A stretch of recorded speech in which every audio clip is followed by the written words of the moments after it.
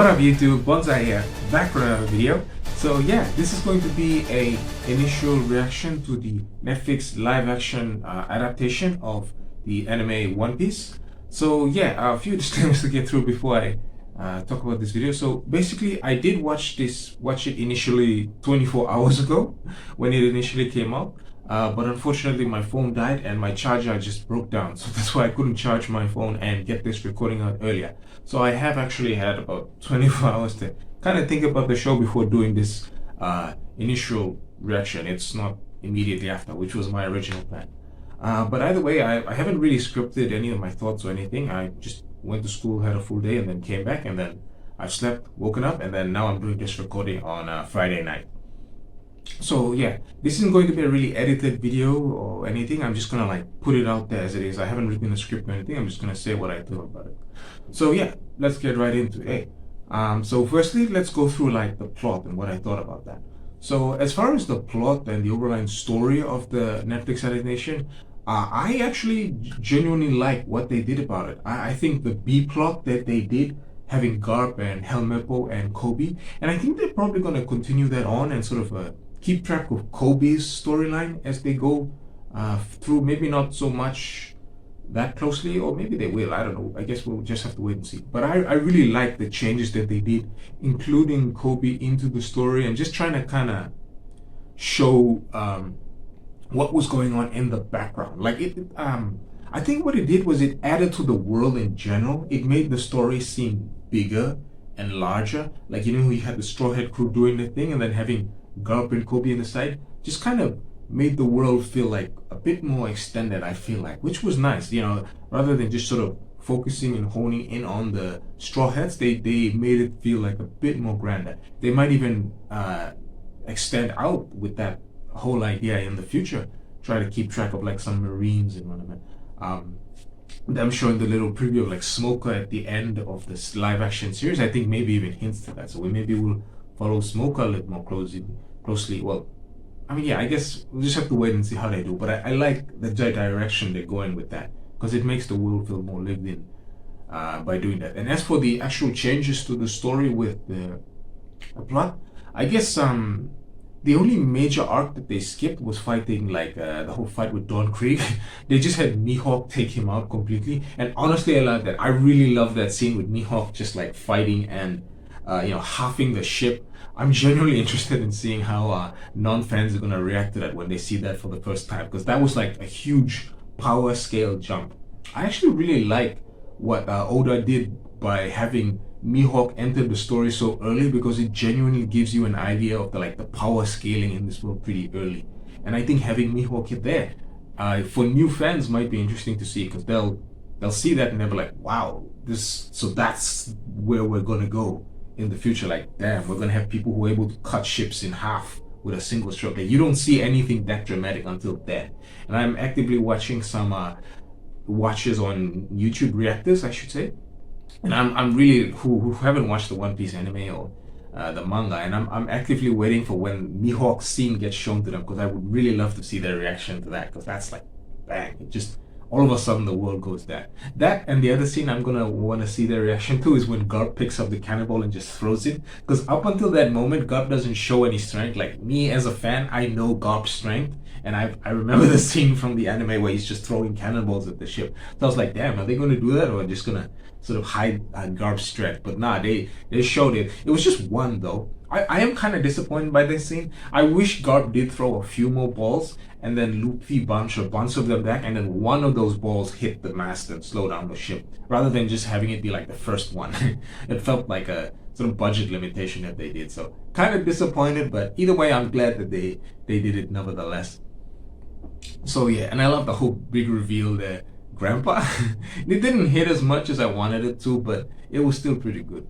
Yeah, so that's like plot. Overall, I think all of the plot changes and stuff were okay, because it fit in really well. And I guess my caveat to all of that is that, so if you've watched my trailer reviews, you know that I talk about having like my nostalgia emotional side, and then my objective side. So my objective side, watching this show, I have to say that there are a lot of times that when things felt rushed, and reveals didn't feel earned. So as far as like Luffy sort of getting into people's head and getting them to tell him about their dreams, I don't think it was earned every time it happened, right? Like I can see Kobe kind of just like giving off his dreams to Luffy, like after Luffy just asks him straight away. But like when, like for example, Zoro gave his dreams to Luffy after being hung there, I thought that was a bit too quick. It didn't. I wish it was sort of slowed down. Like I think the best example of having someone's dream revealed to Luffy was Nami, right? It was the slowest reveal, and out of all of them, her reveal when she eventually like gave her dream and stuff like that felt more natural and more real. I have some other problems with her, but as far as her character development through the show, I'd say Nami's was the best because it was the slowest. It's the one they took the most time with, and I wish they took time with more of the characters' character development. Some of them didn't really have much of an arc, like Sanji, for example, because he came in pretty late. But like, I guess my overall biggest criticism was I wish they had more episodes and they could have developed some of the characters better, because it did feel kind of rushed with some of these scenes where they were talking about their motivations. I genuinely don't see how Zoro would suddenly just like blurt out his dream to Luffy, being that they should have at least get beaten once or something along the way. Not beaten once, like maybe the reveal should have happened when Mihawk beat Zoro. Like that would be when he confesses to Luffy about him wanting to become the world's greatest swordsman. Or maybe like another fight where maybe Zoro almost gets beat, but then he like pulls it out of the bag, and then later on after that, Luffy asks him, and then he's like, "Yeah, I'm gonna do this." I don't know. It felt a bit rushed. So I'll get into the characters, but for now I'm on the plot, and yeah, I guess that sort of sums up my overall problem with the plot.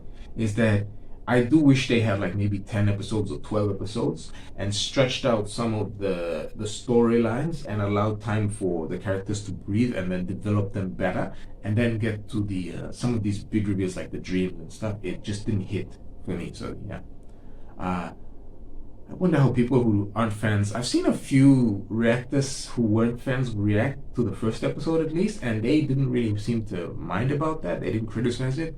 I don't know if they're being honest about their review, to be honest, or not, because sometimes reactors just have to put on a certain face. I don't blame them, obviously. Their channel depends on it. I'm a bit more straightforward with my opinion, and for me, I did think there was a problem. So moving on from the plot now and on to the characters. So let's go them one by one, starting off with our main character, Luffy. So Luffy, as far as his character development goes, I do think that him as well suffers a bit from some of those plot, like let's say Shanks' storyline that happened in the background of Luffy's. I do feel it was rushed a bit. I don't know how, like let's say there are some people who are non-fans who will easily grasp onto Luffy and Shanks' dynamic and Luffy's personality, because they're sort of into the anime world. But like I did give this show to, how should I say it? I did recommend this show to 3 of my friends who have no connection to anime whatsoever. They don't even know Dragon Ball, or they've probably seen pictures of Goku and because they're everywhere basically. So even if you don't watch anime, you'd at least have seen their picture. But they're those kind of people who have no idea about anime. And honestly, I haven't gotten feedback from them yet, but I am very much interested in seeing how they would feel about the show, because right now as it stands, the objective side of my brain says that they might not like it. They're good friends of mine, so I put in a good word and I was like, just give it a shot. Watch at least 2 episodes before you decide. So yeah, but like my suspect, as much as I enjoyed this show, my suspect belief is that they might drop it in the middle, maybe because they find it too weird or something. Like I don't know, but this is just me speculating. That's just, like I said, initial thoughts is that someone who is so out of anime culture won't grapple with the show and won't connect with it immediately and might end up dropping it, because I feel like it's a bit too rushed. I don't think they'll latch on. People who are already kind of into anime and know what to expect will like quickly adapt and accept some of this stuff, but some of this might be a bit too weird. Though I have no evidence for this, we'll have to wait for a few more days, and if I'm wrong, gladly so. But if I am right, it wouldn't surprise me, because some of it is a bit, it just sort of happens too quickly in my opinion. But I don't necessarily blame the writers and the the directors with this, because considering the constraints that they had to work under, only 8 episodes, I do really wish they had a few more episodes. I think the pacing was good, but the problem was they just didn't have enough time. If they had the same pacing but more episodes, maybe they could have done better. I am skipping. I said I was going to talk about Luffy, and I went back. Sorry, like I said, this is unscripted. Anyway, so Luffy, but that does come in line with what I was saying about Luffy. I do feel like a lot of his stuff was kind of rushed in a way that it wouldn't immediately, people who don't know anime will get it immediately. They'll just think he's weird or some crazy, which is technically correct. Luffy is crazy. Let's be honest. But yeah, Luffy's story in certain areas felt rushed, but I think all in all, still pretty good. I think Inyaki's portrayal of him was great. I definitely bought it. It is very different from the anime. His voice is different. His accent is there. But I actually like that. I like Tekken 101 is a YouTuber. He said this good statement, right? If there's any anime world where you expect every single main character, main cast to have a different accent and to have a different race, it's One Piece, right? Because you have all these vast islands separated across the globe. And yeah, obviously people are gonna be very different with their accents, the way they talk, their attitude and stuff like that. So I totally buy it. You know, his accent, in fact, actually it's warmed up to me. I like it. Like, I accept fully Iñaki as live action Luffy. You know, he speaks differently a bit. He's obviously more toned down and stuff, and he's got that Brazilian accent, but I buy it. I love it. I'm down with it. He's my live action Luffy for that. I love anime Luffy for anime Luffy, and live action Luffy, I love Iñaki for it. I'm sold. So as far as his portrayal was great, acting was good. His plot was, yeah, a bit on it because I felt it was rushed, but I do like the overall story that he had. Okay, so moving down to Zoro now. So Zoro, his backstory and stuff was amazing. I loved it. He had the favorite backstory out of all of them for me. It was done really well. I already mentioned the one aspect I didn't like about that for him, but everything else about Zoro, I love it. The portrayal by McKenny. Sorry, but yeah, the portrayal by him, amazing, great. I love his portrayal. He was reserved the way Zoro needed to reserve. Had his moments. I love like one of my favorite scenes was when Luffy suddenly confesses to Kaya that they're pirates, and then like Zoro's just like, this is gonna be good. Like, I mean, the way he does that. Like, I love the quirks and stuff that McKenna gives to the character. Some things that weren't there in anime, and obviously I loved it when Sanji finally comes on board and him and Zoro start to have their little moments. Yeah, that was great. I loved it. So yeah, Zoro all in all, 100%. I think, in fact, I'd say his was my favorite. It's between him and Nami for my favorites right now. I'll go into Nami next.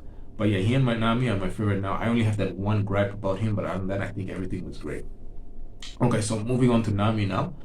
Nami's portrayal was great, fantastic. Emily was fantastic. I was worried about her the most because like Netflix and them, they tend to like change female characters, especially a lot, and try to make them do things on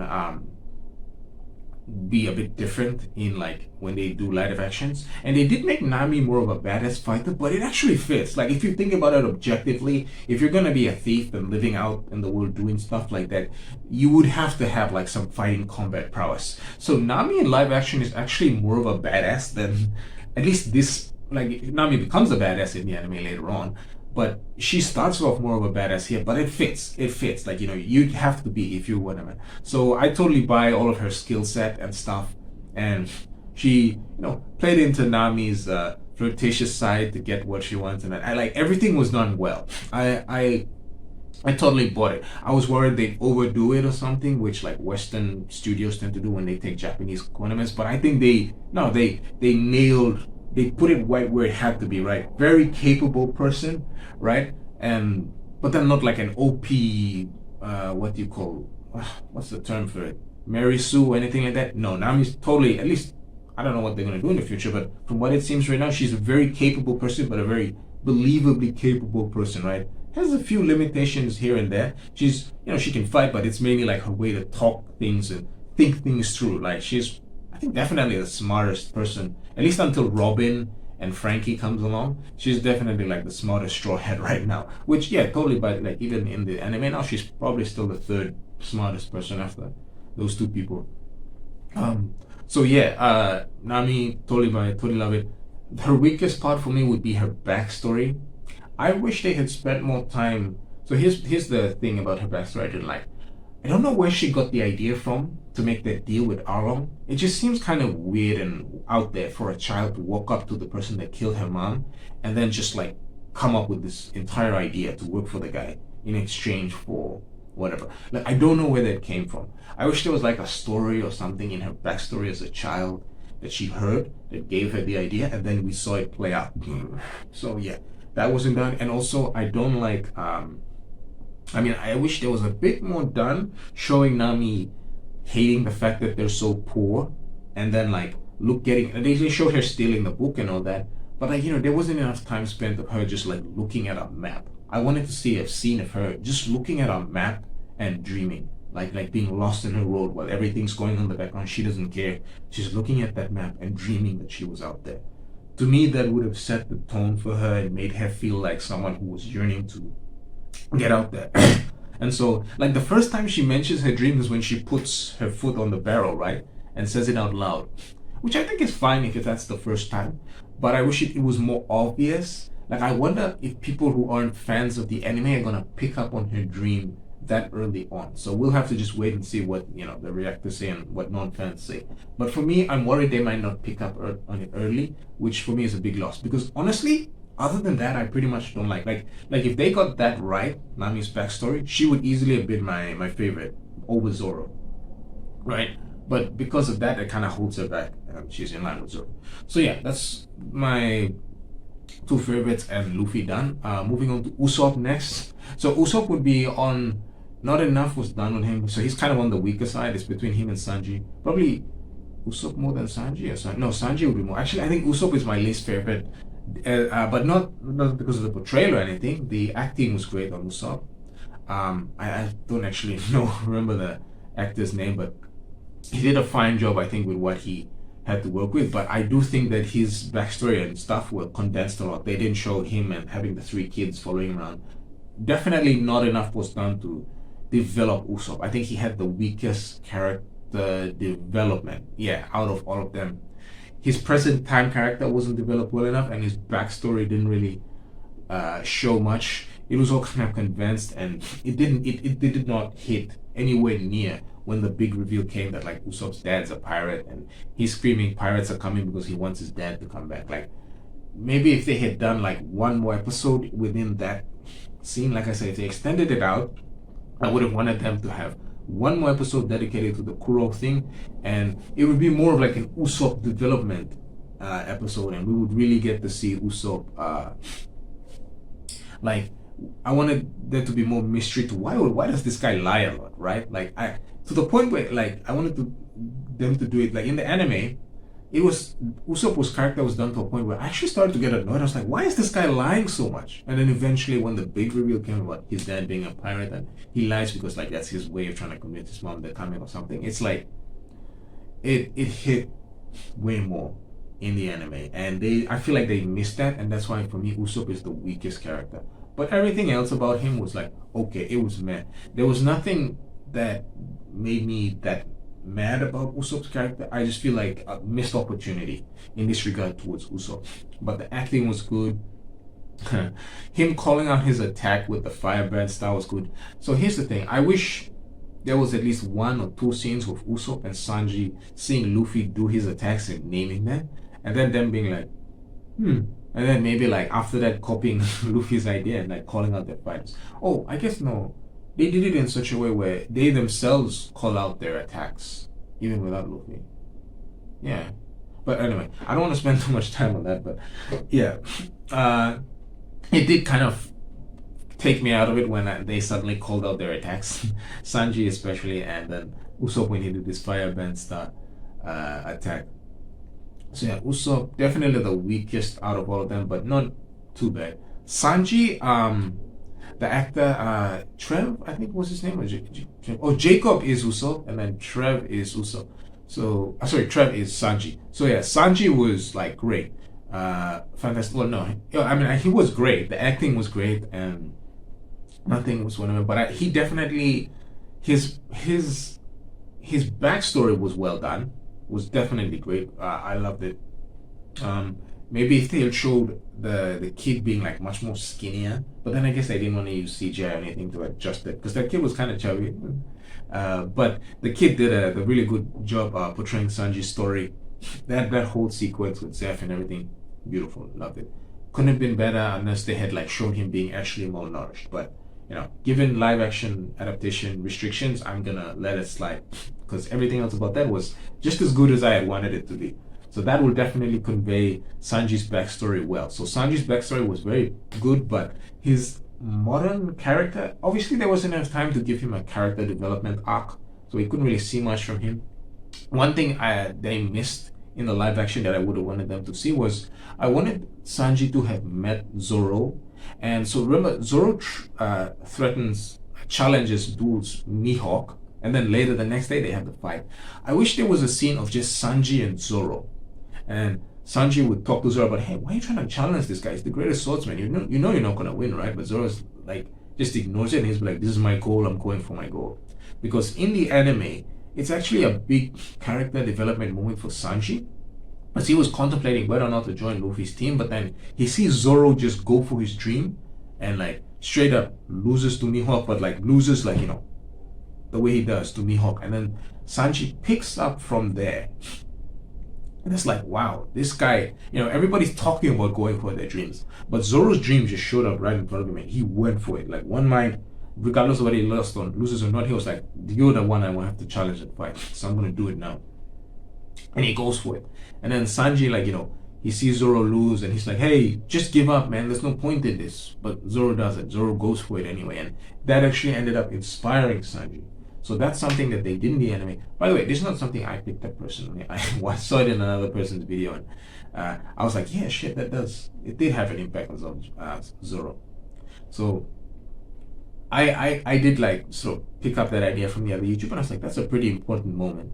They didn't do it at all here. They just completely ignored Sanji. And for me, that was a genuine missed opportunity because it would have shown, the gears in Sanji's head turning and him going from just giving up on his dream about finding the All Blue to take care of Zeph's restaurant and deciding, nah, I kind of want to do it now. I kind of want to go for my dreams too. So that was one big thing that brought Sanji down for me. But considering how good his backstory was, it brought him up a bit, and so that's why between him and Usopp, I put him above Usopp. Other than that, not enough time to develop his character in the modern day though. Other than that, if they had extended the episode, had an extra episode, they could have added in that scene, that context, and it would make more sense.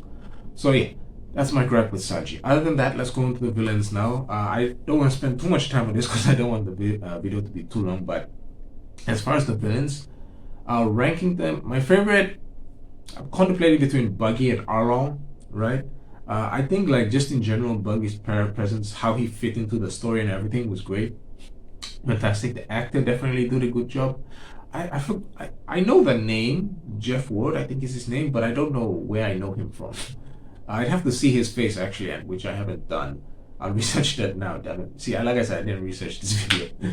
But yeah, Buggy's portrayal was definitely done great. I would have wanted to see the fight scene with him be a bit longer, but yeah, it's fine. It's okay. I understand they had to wrap it up quicker. It was him being like a bit more scary and stuff. I think definitely fit the character. Like they nailed making Buggy menacing, but also keeping him in a bit more lighthearted way. So there's Buggy. Arlong was definitely a presence. Arlong was definitely like not threat, but I do think they could have made him a bit more menacing. Like they showed early on Luffy punching him and Arlong reacting to it. I wish they had also dragged out the fight between Luffy and Arlong and showing more of an exchange between the two of them. I wish they did the part where Luffy twists Arlong's nose, but they ignore that. And Luffy cracking Arlong's sword. I wish that didn't happen immediately.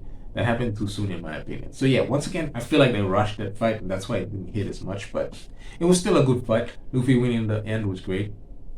And then Kuro would be my next favorite after those guys. And yeah, he was done pretty well. I think the actor was like another good casting choice. Same for Arlong and Buggy, I should say. And if they had slowed down the sequence for Usopp's story, you would also see a lot more examples of him doing this. And for non-anime fans, I wonder if they would pick up on the way he does his hand, and if they would be like, huh, why does he do that? Why exactly is he doing that? Like, why can't he just pick his glasses like that? Why does he do this? You know? I wonder if they'll pick up on that. I don't think they will, though. That's the thing. I don't think they will, and so that's why I feel like it was a bit too rushed. I mean, not just that, but Usopp especially, but was the big reason. But other than that, like the sequence of them like trying to fight him in the house and everything, them turning it into like a bit more of a scary thing. Yeah, that was good. That was solid. I love the way they did that. And his character was great. The change of making Kea and Usopp be like, I mean, I think there were hints of it in the anime, but it was pretty early on, so I can't remember. But them just like making it obvious here, nah, great, solid. So it felt more natural. Like this is one case where when making it into live action, you kind of have to lean into it. Like in the anime, they just like left it loose, but in live action, you kind of had to like, nah, yeah, you guys are right. This is a thing. So yeah, buy it. I buy it completely, accept it completely. No issues with that. Yeah, so Kuro, and then the only other villain would have been obviously Garp and Mihawk. I'll talk about them next, but the only other villain would have been Alveda. I feel like Alvida's fight was kind of underwhelming for me. I wanted a bit more to it, and I wanted the guys on the side. I don't know why they just stood there, right? They just sort of stood there and let Luffy and Alvida fight. There was no like interaction. Just the one guy shot Luffy, and the rest of them were just like, huh? They did nothing. I wish they had just had like one easy way to solve that problem would be for Alveda to just be like, no, he's mine, and then like everybody just like lets Alveda and Luffy fight. Just that one line would have fixed that sequence, and it would have made sense of why nobody else other than that one guy pulled up on Luffy. Yeah, because that didn't make sense to me. I was like, hey, why aren't these guys helping their captain? But yeah, other than that disappointing thing which kind of tainted that fight for me, it was okay. Yeah, it was okay. It was mad. It wasn't a terrible fight, but it didn't wow me. The most underwhelming of the few. They brought her back though towards the end, and yeah, I'm not looking forward to seeing her again, but I'm okay with it, and I hope they, yeah, I look forward to see what they. I'm looking forward to, but not extremely hyped for it, seeing her again. But Buggy, yes, I'm definitely looking forward to seeing him again. Okay, so on to Garp. Let's do the Marines and then Mihawk. Let's start with the Mihawk actually. So Mihawk was, yeah, fantastic. The acting was solid. The fight scene, I mean, they had to like tone it down a bit. Mihawk's strength, obviously, and him swinging that sword around. And I think at one point the sword kind of wobbled when he hit someone, and it took my immersion out a bit because, obviously you can't expect a sword like that to wobble. I caught that. But other than that, I love that sequence. I love the part where Mihawk freaking halves the ship in the one, and I am really looking for it. I said I'm really looking forward to seeing how non-fans react to that scene. But as far as the acting goes and his role in the story, him being caught by Garp, and that's what sent him to Baratie, that was freaking good. Them changing the whole thing to just have him wipe out Don Creed completely and then come over. Oh, Jin, yeah, they changed the storyline to genuinely they made him the only survivor this time around. It wasn't just like a half-assed statement that he said. But that was brilliant. Like that whole the changes they did there, I'm totally fine with. I don't necessarily care about Don Creed to be completely honest. I don't think that fight did anything too important for Luffy, so I'm fine with them completely cutting out that change, me personally. You fans of the show can let me know how you feel about it. But I was totally fine with what they did there. And then having it be more obvious, they didn't even mention the Emperors of the Sea. They just said, oh no, it's just the 7 pirates. I wonder, I mean, people in the East you should know about the Yonko, right? They should know there's a group of people called the Yonko who are way more powerful than the world government. But maybe they can do a thing later on in the show where they show that information about the Yonko is heavily suppressed everywhere else in the world, right? Because all the Yonko are only in the last part of the Grand Line. So it could just be like, well, people outside of that don't know anything about them other than like having pirates tell them stories, but the world government just suppresses all knowledge about the Yonko. It just pretends they don't exist, which makes sense in my opinion. So I do kind of yeah. So I'm okay with them sort of hiding it. Like for example, when Mihawk showed up with Shanks and he mentions a man of your stature shouldn't be here. Like me as an anime fan, I knew they meant that's because Shanks is an emperor. You wouldn't expect an emperor to be here, but he's there lounging about. So that's a reveal that I'm looking forward to seeing when non-anime fans realize that Shanks is a way bigger deal than they first thought he was, right? Like right now he's just like some random pirate who helped Luffy. And him meeting up with Mihawk will make them realize, whoa, and he duels with Mihawk? That will help set the scale and make them be like, damn, okay, so this Shanks guy must be powerful. But then they're gonna realize that Shanks is like up there. Oh yeah. So let me just mention Shanks using Conqueror's Haki for the first time there. Me as when I watched it the first time, I had no idea what that was. You know, there was no indication that it was even an ability, right? So it was just like, that's cool how he did that. But no, I forgot about it. And then years later, when they explained it, and then like I actually didn't know until I was explicitly mentioned in a YouTube video that says that was Shanks using Haki that early then. And Oda had like made it then, but he only revealed it like so many centuries later, so many episodes later. My goodness, like hundreds of episodes later. But yeah, that was brilliant. I guess it's okay that they made it more obvious, and I wonder. Yeah, I'm looking forward to seeing what the reactors on YouTube are gonna say about that and what they think. Maybe they'll think Shanks is a devil fruit user. They won't realize that it's a completely different power set. So yeah, looking forward to that. Mihawk done. Moving on to Garp now. So Garp's portrayal toned down a bit, but still perfect. The actor did a fantastic job in my opinion. I don't know his name, but he's a veteran actor. We've seen him a lot of times before. And they, like throwing the cannonball was toned down. His fight with Luffy was like, yeah, toned down. Luffy was no match for him. They showed him just like, bam, slamming Luffy. I also think that they're hiding the power potential here of Garp, because Garp is way stronger. We all know he's way stronger. We all know he could like move much faster and stuff like that. But he's like, containing himself just to deal with his grandson, and he's not, solidifying his hands and things. So I love Garp's story, his portrayal, everything. But I can't say there's anything that I am disappointed by. I understand why they had to tone down his abilities, but I'm not, I'm just gonna let it go as far as that goes. So as for the last two, the Marines that I want to talk about will be Helmeppo and Kobe. Kobe was a wimp. I've always been annoyed with watching Kobe, at least in the beginning. I love where he is now, but I've always sort of, until I realized that what Kobe was gonna turn into later, I was like always kind of like, I hate this kid. And honestly, I still hate watching this kid. But I know what he's going to turn into in the end. The actor did a great job of portraying a wimp, and I hate wimp characters, so I genuinely hated this character. Like I'm someone, I hate watching wimpy characters in shows. I don't like characters who don't stand up for themselves and whatever. I'm kind of a standoffish. I'm not a standoffish person, but I'm someone who wouldn't like sit by and let something that they don't agree with go. So for me, watching characters like that in movies and what tends to annoy me. So I've always despised. I understand them being wimps. Some people, I know most people can't do that, but it always genuinely annoys me. So I think the actor did a good enough job of portraying a whip, because I was genuinely annoyed by Kobe's character. But obviously he started to develop throughout the show, and he started to get to a point where I kind of like, I'm okay with this character. I don't like him, I don't respect him yet, but I think that's like by design, because that's the way he's supposed to be. And yeah, I'm actually looking forward to it though now. Like I am genuinely excited in watching Kobe become who he's going to become. Like I despise him so much, but I see the potential, and I want to see Kobe develop into that potential, and I hope they do a good job of realizing it and show like the intricate individual stages until he gets to where he gets. And that actor is gonna have to do a few workout and stuff and put on some muscles and things to make it more believable, so that when the change happens. But I think he could do it, yeah, as long as that actor, starts bulking up, and then he introduced back in and he's got some muscles on him, some meat on him.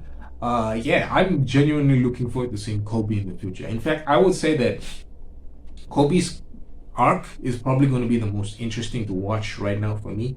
At least the physicality of it, because everybody else starts where they are, and then maybe other than Usopp, right? Kobe's probably the weakest, but where he ends up, yeah. So funny enough, Kobe's maybe the one I'm most excited for, to see his growth potential. And I think in the anime in general, he has the fastest growth potential, right? Luffy, everybody else starts here, and that's why they ended up here. Kobe had to start way down, way all the way over there, and then end up standing maybe obviously not at the same level as Luffy, but like near Luffy. Or I mean, I guess maybe actually we don't know where the anime is going to end up, but he has so much ground to cover. So yeah, it's going to be fantastic watching Kobe. I'm genuinely looking forward to seeing him moving forward. And Helmeppo, yeah, Helmeppo too. Helmeppo is like the traditional annoyance, right? Everybody doesn't like characters like Helmeppo. But I enjoyed his arc. I actually liked seeing him go like where he starts off being a complete asshole and then sort of ends up kind of okay. I wish there was like at least one or two more scenes showing him like starting to respect Kobe more. I don't think enough was done to develop that respect that he develops Kobe. I don't think it was like really shown as well as it could have been. Maybe one or two more scenes where he's like, all right, you got a point, Kobe, and like starting to show him warming up to Kobe more would have been nice. But I like where he ended up, and I'm glad it was done well. Could have been better, but well, yeah. So also looking forward to seeing Helmeppo as like an addition to Kobe. Kobe, I'm really looking forward to Helmeppo. I'm like, yeah, but yeah, it's good to see that too. Okay, so other than the characters and the plot, as far as the music design was good, it was great. I definitely liked seeing some of the elements of the anime added in. My favorite one would be when the Going Merry set sail for the first time, which looked great, by the way. And the soundtrack plays and We Are in the background. Loved it. That was definitely my favorite musical part of the show, like a highlight, like that. It stands out for me personally, was that moment. But the rest of it though, the original music they used, Nami's song's pretty good. Yeah, like if I was a parent and I had a daughter, I'd love to play that song. It seemed like a really nice song. It's on its own, it's a good song. And as far as the sets and everything like that, it all looked real and believable. That's one thing that I agree with. I've sort of seen that comment elsewhere, and I agree with that statement. It does look realistic. Didn't feel like cartoony or out there. Like there's some shows that it didn't really feel well. Like there was a comparison made somewhere where they said that Cowboy Bebop felt like these were actors on a set, whereas in One Piece it was like these were people in a real world. They did a good job there. And as far as having the other fourth world things like the bounty poster showing up and then someone ripping it off, I like that because you want to show how powerful these characters. You want to show that they're pirates and so on. So you have the bounty listed. Wouldn't make sense to always show like a wanted poster sign in every episode and have the bounty picture there, right? Like that would feel kind of repetitive. This is just like a quick way of helping to gauge characters and then having them rip it apart. Like it fits the vibe of the show. It doesn't take you too much out of it. So I totally love that whole every time they do it and it happens. I'm looking forward to it, and I think non-fans will sort of get with that idea and they'll be okay with it. That's my impression. So yeah, I guess we can give like overall score and stuff now. So as per usual, I'm gonna give my like emotional side score, how I feel about it, and my objective score. And so as far as I felt about it as a fan and someone who's been watching One Piece I started in 2014, so that would be actually 9 I've been saying 10 years, but 9 years actually, now that I think about it. So I've been watching One Piece for 9 years now, personally. I've been invested in it. I fell out of it for a while. If you would watch my trailer videos, I mentioned that I stopped watching it, but I caught up now. I'm fully caught up with One Piece. I've started watching YouTube videos about it again, and that's why I was able to know about the thing about Sanji that I mentioned earlier, because I've started to watch character analysis videos and stuff now. So I'm back in it. I'm back in the One Piece cycle, and that's why like my hype for this show was already like way high. I would say it did disappoint me in some aspects because, like I said, I don't feel like enough was done to develop characters. So I'm worried showing this to other people. I did recommend it to 3 other people, and I don't know if they're gonna watch it or not. I'm kind of worried, but we'll have to just wait and see how that goes. So I am disappointed in some regards, but for me as a fan, I think it did what it had to do. And so I'm not going to give it like a really great score like 8 or 9 or anything like that. I'm going to drop it down to a 7. 7 because I think it's a good show and it did what it needed to do for me as a fan personally to enjoy it. It's not definitely not a meh, and yeah, 6 is a bit too low for me. 7 is like, for me, is like, solid show. So as a fan, this was a solid show. I enjoyed it. From an objective point of view, I'm really worried about the how I feel like it was too condensed. The emotional moments weren't earned as well as they could have been. I think the pacing was fine, but they just needed more episodes, more time to develop the the plot and stuff like that. And the CGI was great, I think, all throughout.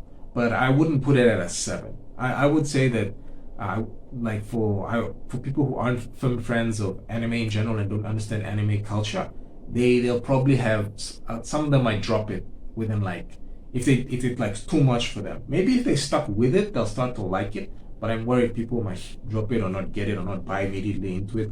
And with those not enough time done to develop some of the character backstories as well as the in the modern times and stuff, like I feel like in general it's just a time issue. I feel like so that's why I'm gonna put it below 7 and say 6.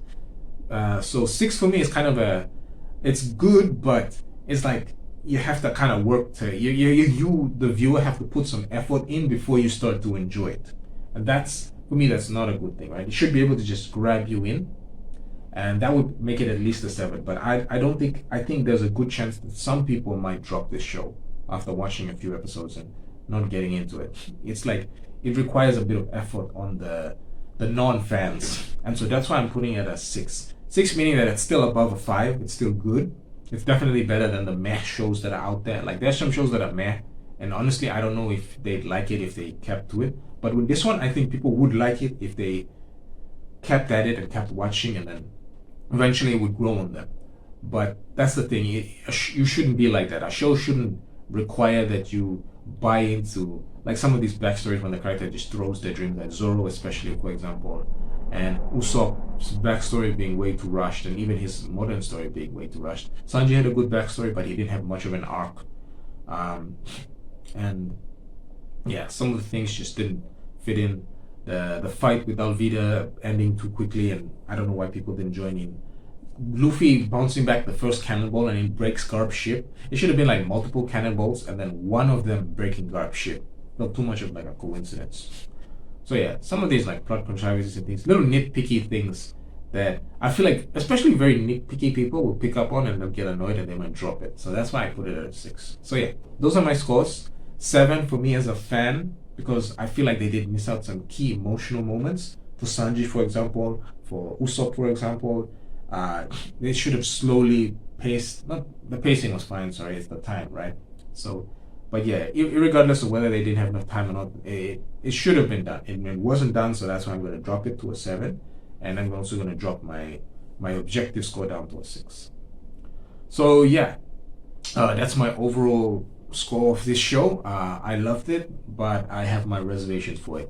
I do expect them to do better in the future, and in the future, my recommendations would be do this weekly, right? Let's be honest. Like this is a show that can hold its own.